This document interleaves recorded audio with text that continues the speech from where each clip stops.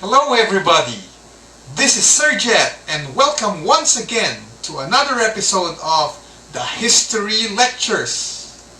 Today we will talk about part 2 of the Voyage of Magellan around the world. Oh, by the way, to those who greeted me saying they like my K-pop hairstyle, thank you very much. Okay, so last time we talked about the context analysis of Magellan's voyage around the world, and we talked about the background of the trip and the document that you read. Then you did the content analysis. You read it line by line and you saw a lot of new things, I believe. Okay, so today what shall we do? We will analyze everything, put them all together, and it's called synthesis of the lesson. Okay, so let's get started. A quick review. The document you read was written by this guy, Antonio Pigafetta. He is the chronicler of Magellan. Together, they were on that expedition of 270 men, 5 ships. But when they reached the Philippines, there were only 3 ships. And so Pigafetta wrote down day by day what happened in their journey. Okay, so you read what happened in the Philippines. So today, let us see, let us deduce, or let's get 10 big facts. Okay, the 10 biggest facts we can derive from Pigafetta's writing. Okay, 10 facts about pre-colonial Philippines. We say that primary documents are actually one big reliable source of history, and in this case we can see how life was, okay, before the coming of the Spaniards, or at the time that they met the Spaniards for the first time. Okay, fact number 1, we can see that we had a great civilization. We had kings and queens and princes and princesses, and they had soldiers, and there were also priests among them, among our people. And we were not savages, as some Spanish historians, not Pigafetta, no? After Pigafetta, some Spanish historians would say that we were savages, but that's false. But instead, we had a great civilization. We were civilized people. We had a way of life. We have arts and music. You know, savages wouldn't have such advanced stuff like that. But we were really a great civilization even before the coming of the Spaniards. We have learned that in the LCI and confirmed once again here in Pigafetta's writings. Okay, number 2 fact, if you notice in the document, we were not called Filipinos yet. Okay, Pigafetta never mentioned the name Filipino to refer to the natives. Why? Because the word Filipinos or Philippines was not yet invented in 1521 when they arrived here. Magellan gave us a different name. He didn't call the islands Las Islas Filipinas. He called our islands Las Islas de San Lázaro. Okay? Where and when or how did the name Philippines or Filipinas come from? It actually happened around 20 plus years after Magellan, another explorer or conquistador, a batch of conquerors arrived here in 1543, and their leader was Villalobos. Okay? And Villalobos had a captain, somebody a rank below him, named De la Torre, okay? Bernardo de la Torre. And one night they were talking, Bernardo de la Torre and Villalobos, and Bernardo de la Torre said, let us call, or let us rename this archipelago Las Islas Filipinas. Okay? And why Filipinas? After their boss, Philip, who was the crown prince.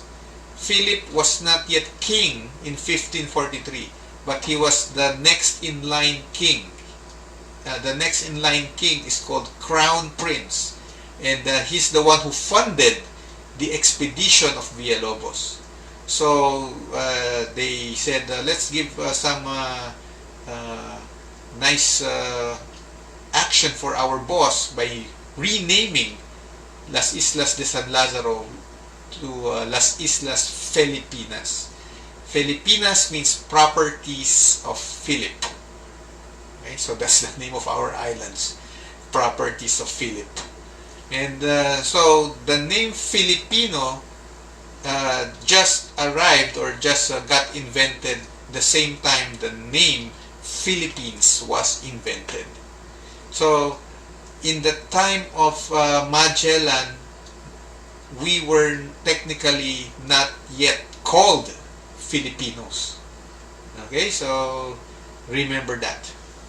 Now, fact number 3 that we have seen in the document is that the physical appearance of the natives was well described.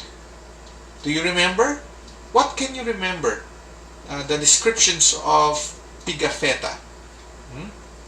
He mentioned that the natives were, of course, dark-skinned compared to their fair complexion. They were small. The men had big bellies because they love to drink. They have an alcoholic drink coming from the coconut, and that made probably their bellies big. And then they were scantily dressed. Both men and women, they had very, very few clothes on them, and the women were topless. They only had a little covering for their private parts. Okay? And the hair of the men would reach up to the waist, and the hair of the women up to the ground. Wow, fantastic! That's a very, very long hair. That, if you imagine you're a European, or you're traveling in a time machine and you landed in 1521, and all you see are almost naked people with hair, the men up to the waist, the women up to the ground. Wow, that could be a very shocking sight for the people from Europe who were dressed to the full, complete with long sleeves and armor and headgear, but these people they saw had very few clothes on them. And what's scary is that their ears have holes for earrings that a fist can pass through. Wow! Amazing! That's a very, very large hole for your earring, the size of a fist.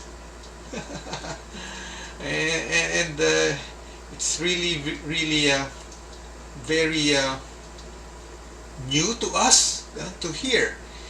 You don't hear this from your elementary, high school history teacher, or you won't read this in your textbooks back then.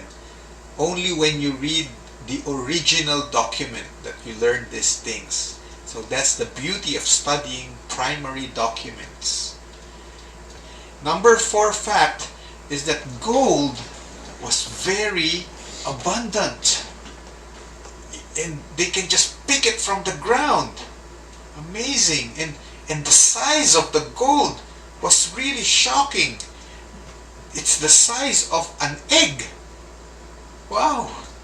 Or walnuts. Walnut is like a big peanut. And a very, very small piece of gold is already very, very expensive. Maybe the size of a salt grain gold is already very, very expensive. How much more gold the size of an egg? And they can just pick it up from the ground. And the place where they got to see this size of gold was in Butuan, okay? In the Caraga region. And other documents and also diggings confirm this, that gold was very abundant in that region. Not only in that region, but all over Las Islas de San Lázaro. Gold was abundant. They can see them in their tools, in the natives' weapons, in their homes. Everywhere there was gold. Earrings, necklaces, bracelets. Fantastic. Gold was so abundant. That's the reason why the Spaniards came back to get our islands. They were looking for spices, but they found gold in our place. And so they really made sure that we will belong to their empire. It took many batches of conquistadores to really wrestle us, or wrestle our freedom from us, and they nailed us down and made us a colony beginning 1565 because of the gold. Okay, number 5 fact about pre-colonial Philippines is that the natives were very hospitable. Even up to today, it runs in the genes. Our ancestors were really, really friendly to foreigners. Only Lapu-Lapu put up a fight, but Lapu-Lapu was actually fighting a fellow native. He's from Mactan, and he's making a war with the invading forces from Cebu. And Magellan just came into the picture to help his friend Raha Humabon. But aside from that instance, everywhere in the document that you would read, the natives were very, very hospitable. Okay? They welcomed the foreigners. They gave them food. They gave them the best welcome they can give. And that is a trait of the Filipinos up to today. Probably we are the warmest people in the whole planet. We're the most hospitable nation. And foreigners would confirm that. That in the countries they visited, they haven't felt so welcome, so very, very welcome here in the Philippines compared to other countries. We're the best in terms of hospitality. Now, is that a positive trait or a negative trait? It can be both. It can be negative, yes. If you're too hospitable, people will abuse you, just like what the Spaniards did to our ancestors. The next batch of Spaniards were able to conquer us, and in many instances, it was a bloodless conquest, because the Filipinos embraced or welcomed the conquerors with open arms and accepted their system without putting a fight. And that's something negative about hospitality. Okay, number 6. We had close ties with our Southeast Asian neighbors. Okay? In terms of trade, one character that stood out in the readings is the merchant from Siam. Do you notice that part of the story? Siam is the old name of Thailand. Okay? And When Magellan arrived in Cebu and his interpreter talked to the king of Cebu, who is Raha Humabon, there was another visitor with Magellan. Okay? Another visitor in the palace or in the city of Cebu. And he is a merchant from Thailand. Now, Pigafetta mentioned that the religion of this Thai visitor is Islam. He called him a Moor or a Moro. Okay, and we know that Thailand is a Buddhist country, but there is a part of Thailand that has a big Muslim population. Southern Thailand, which is very, very near Malaysia and very, very near Malacca. Okay, now why am I pointing this out? Because this visitor from Thailand was very instrumental in the story in making Humabon and Magellan friends. Because at first, Humabon was asking Magellan for some tribute or taxes because he feels that he is king, or he is indeed king, and he wanted every visitor to pay tribute to him. But what did the interpreter say? He said, we serve the King of Kings. You're a king, yes, but our king is the King of Kings, the one in Spain. So you should be the one who will pay the tribute, not us. And if you don't want to do that, we will give you war. If you don't want peace, we'll give you war. Now, Humabon could easily get mad and say, okay, bring it on, let's fight. But this man from Siam, okay, the visitor from Thailand, whispered or convinced Humabon, wait a minute, kaping mainit. What's the matter, peanut butter? Don't you know that these guys, I saw them with my very eyes. They conquered Malacca. They are fierce warriors. You don't want to mess up with them. They will really pulverize you. I saw how Malacca fell in their hands. He recognized Magellan. Did I tell you last meeting that Magellan was in Malacca 10 years earlier in 1511 and he conquered Malacca? And this visitor, this Thai man, was there when Magellan was conquering Malacca and wreaking havoc all over the place. He was there. Small world. And now Magellan is in the Philippines. He is also in the Philippines. In the same palace of the king. And he's warning the king of Cebu, don't mess up with these guys. They are very dangerous people. Wow.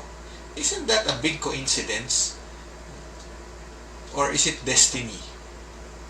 That the same man who was in Malacca was also in the Philippines 10 years later, meeting the same guy, Magellan. Malacca is very near southern Thailand. And the religion in southern Thailand and in Malacca, many are Muslims. So it makes sense. Okay? This is not a made-up story or a fairy tale that there is a man who was like a kakonchaba of Magellan whispering to Humabon that make way to the Spaniards. It makes sense that somebody who is Muslim and southern Thailand person would be in Malacca.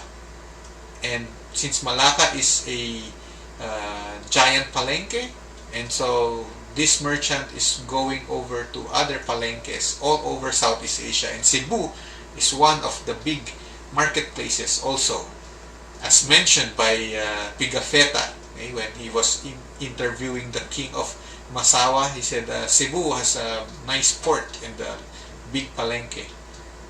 And what is this merchant from Siam doing or selling or buying in Cebu? Slaves. you read the document once again.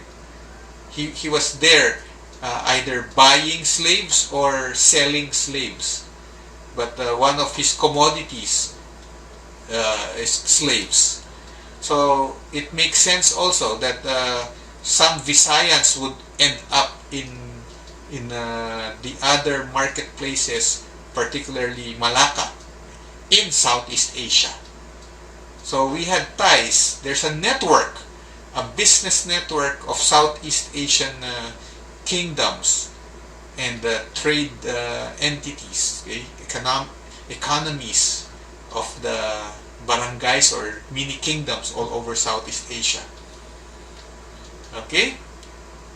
By the way, that area, Malacca area, is part of the old Srivijaya Empire. But by this time in 1521, there's no more Srivijaya Empire, or maybe just a little of its remnants remaining. But the golden age was gone. Okay, it's in the 900 CE. It's now 600 years later. Okay, number 7. There were two major religions among the natives, as Pigafetta observed.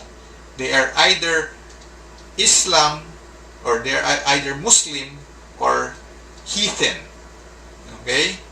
So that's how Pigafetta called the natives, heathen. And when you say heathen, the religion is animism. Okay? So heathen is actually a derogatory word. It's a pangkayong pananaw word. It's a Spaniard looking down on people who are not Catholics. So people who are not Catholics and they worship many gods or a god different from their god is called a heathen or pagan, okay, a milder word. And the religion is called animism, the belief in the anito.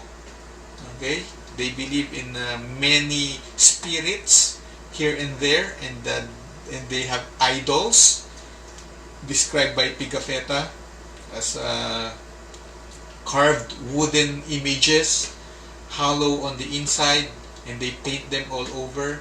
So that's the religion of the people in Cebu, and also in many kingdoms or barangays that they encountered in their expedition. And some kingdoms or barangays they met were Islamic or Muslim, and Pigafetta's word for them is Moor, M-O-O-R. That's how the Spaniards call the Muslims, Moors. Okay? Or later on they call them Moro, okay? Moro or Moors. And so the religion in ancient Philippines is some barangays were animists, some were Muslim. Okay? Now the original religion there is animism. Islam came a few decades before the coming of Magellan, and it spread quite quickly in our archipelago, and many animism barangays converted to Islam. And so when Magellan arrived here, we have a mix of Islam and animism communities in the archipelago. And then they just converted the people, the natives, to Catholics, okay? Catholicism. They were able to convert those who are animists into Catholics, but the Islam, they couldn't convert them into Catholicism because the Islamic people were really tough. They wouldn't allow the Spaniards to subdue them, to conquer them. Okay, so they were able to preserve their religion and customs. Now, number 8, we can see that the natives were really brave and smart warriors. They were able to defeat Magellan and his troops. Imagine, it's 411 versus 611. Amazing. The natives then were very short. If you're 5 feet flat or 5 feet 1, you're already considered tall. Uh, we don't have genes yet of Spaniards or foreigners. And so the natives were really small. Probably 4'11" is their average height. While the Spaniards, they were really big. They're tall. Maybe average height of 6'11", and they're white-skinned and long-nosed, hairy-chested, and wearing an armor, and they were really very intimidating. And they have weapons that we don't have, like guns and cannons. And so if you're a native who only have a bow and arrow and a bolo, what match would that have versus the guns and cannons? You would really be frightened. But no, the natives were really brave, and they fought the very imposing, strong, and intimidating invaders. Now, I consider them smart because, you know, they know where to attack the Spaniards. The Spaniards, although they have an armor for their upper body and they have boots, okay, but their legs were open, unprotected. Yes, as you can see in the picture, they're like wearing shorts. And so the natives attacked, or they fired their bow and arrow. They fired arrows towards the legs of the Spaniards. And that's where Magellan had his wounds. Okay? His first wounds were on the legs. And the arrows had poison. And it kind of paralyzed or weakened its victim, and the natives can easily approach them and gang up on those who they hit with their poison arrows. So that's the chink in the armor of the Spaniards, and the natives were very quick to recognize that and capitalize on it. Okay, number 9, Magellan lost in the Battle of Mactan because he underestimated the natives. He didn't really take them seriously. He even prevented Rahahumabon's men to join him in battle. He said, watch and learn. Just stay there. Don't join us in the battle. I will take care of your enemy. You watch how I will pulverize those natives in Mactan. And he didn't bring his entire force. He just got 48 men plus him, 49. And they attacked Cebu with probably hundreds, almost 1,000 warriors in Mactan rather. Okay, so what can you do? 40 plus Spaniards versus hundreds of natives. And he thought that he can pulverize them with their cannons. He thought they would scamper away when they fired the cannons, but no, he underestimated the heart of the brave warriors of Mactan.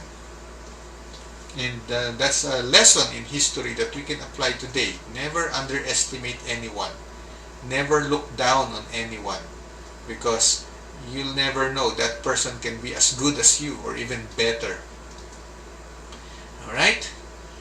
And number 10 fact is, we can see that there was no national unity among the Filipinos or the natives in that time.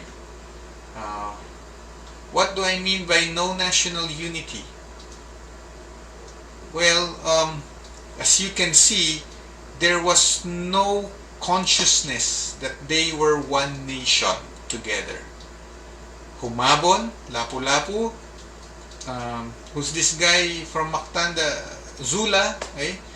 And the other kings of Mazawa, they have their own separate kingdoms.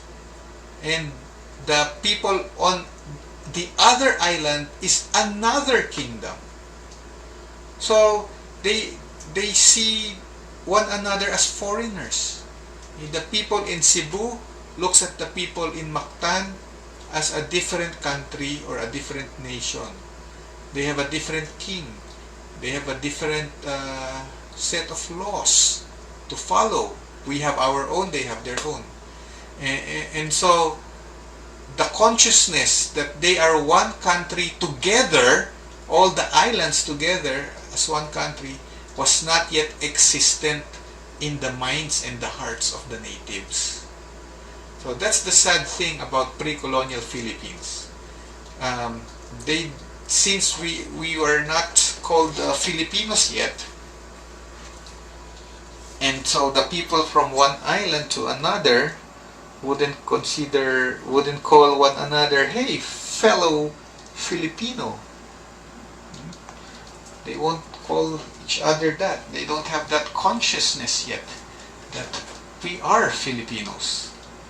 And so sometimes they fight. Okay? Sometimes they are hostile to another kingdom. When they meet somebody in the palengke who is not from their barangay, they might not give them a discount. Maybe set a higher price because he speaks a different language. Okay? Dili ka man Bisaya. Mataas ang bigay kong presyo sa iyo. So that's how Filipinos or ancient Filipinos, the natives, treat one another during that time. Okay? You're a Batanggenyo, you go to Laguna, it's a different barangay. They have a different king, a different datu. So people from Laguna look at the Batanggenyo as foreigner. They are not brothers. They are not one country together. Because the Batanggenyos speak a weird kind of Tagalog. Different from the Tagalog in Laguna. Oh, yes, they call certain words differently. Like malilim in Laguna. In Batangas, it's malilong. And what else? The cassava in Laguna, it's called kamoting kahoy. In Batangas, they call it balinghoy. See, so it's different. It's a different community, a different kingdom long time ago. And how much more the Tagalog and the Bisaya if they meet in the old times. They wouldn't treat one another or look at one another as same country mates. Okay? Kabayan, no. They are foreigners to one another.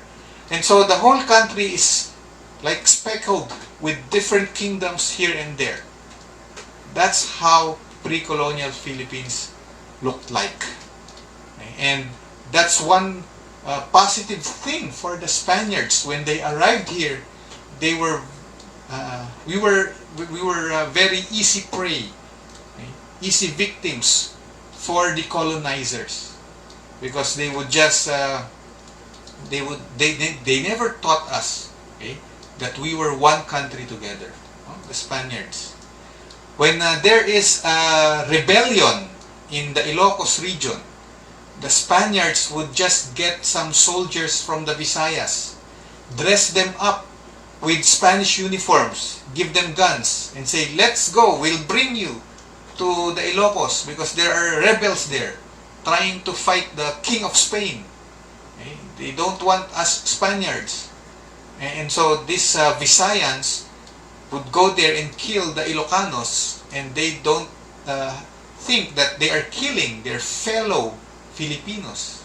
It's like they're fighting for their Spanish friend, some rebels or enemies of their friend.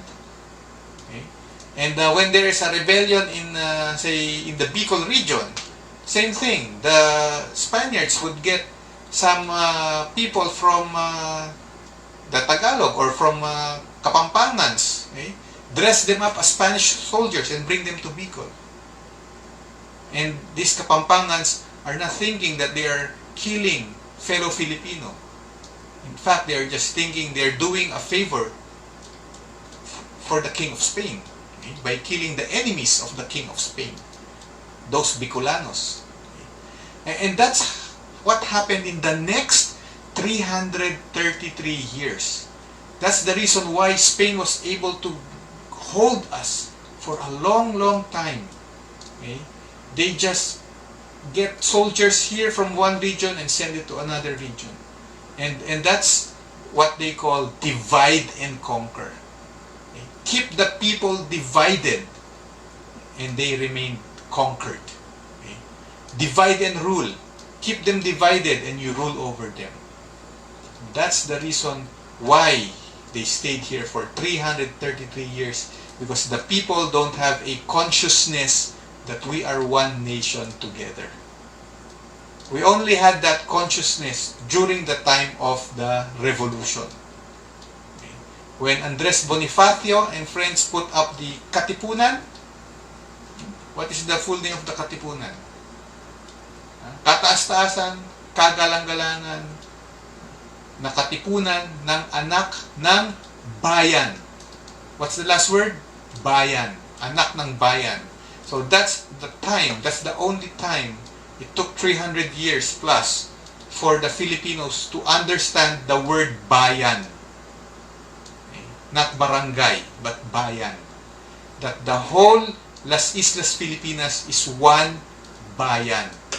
Not separate bayans or separate barangays, but all of us, Ilocano, Kapampangan, Bicolano, Bisaya, Tagalog, we are all Filipinos. Okay, so that is our lesson today. Okay, we have walked you through from the time of Magellan to the time of the revolution, because next meeting our lesson is the Philippine Revolution. Alright, so I hope you learned a lot. In the past 2 days, we have discussed Magellan. Okay? So, keep on enjoying Philippine history, and I'll see you around. Thank you very much.